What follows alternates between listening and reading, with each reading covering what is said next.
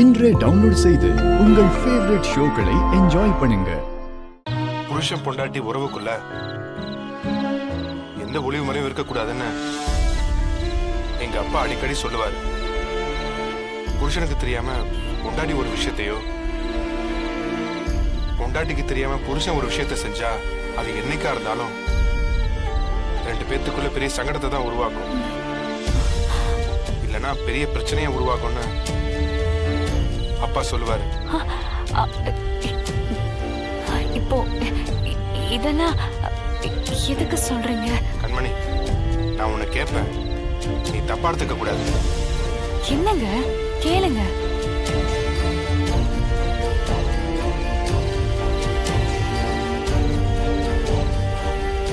உனக்கு விஜய் விஷயத்துல நிஜமாவே எதுவும் தெரியாதா?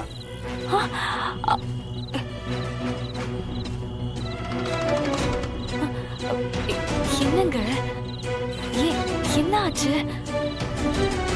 இப்போ எதுக்கு திடீர்னு இப்படி கேக்குறீங்க?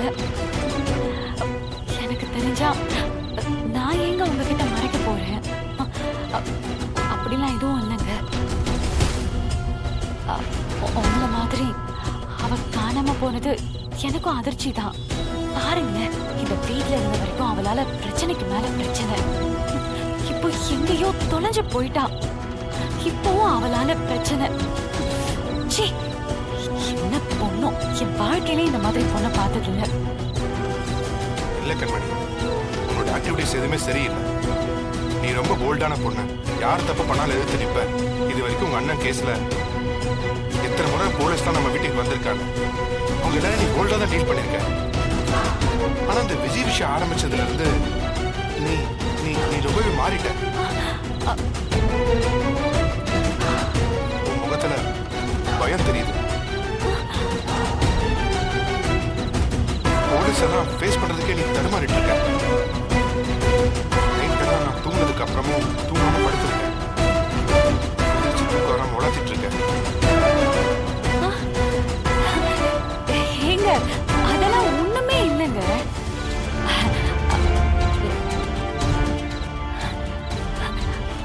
இங்க பாருங்க, குழந்தை பிறக்க போதில்ல, அத பத்தின கவலைதான்.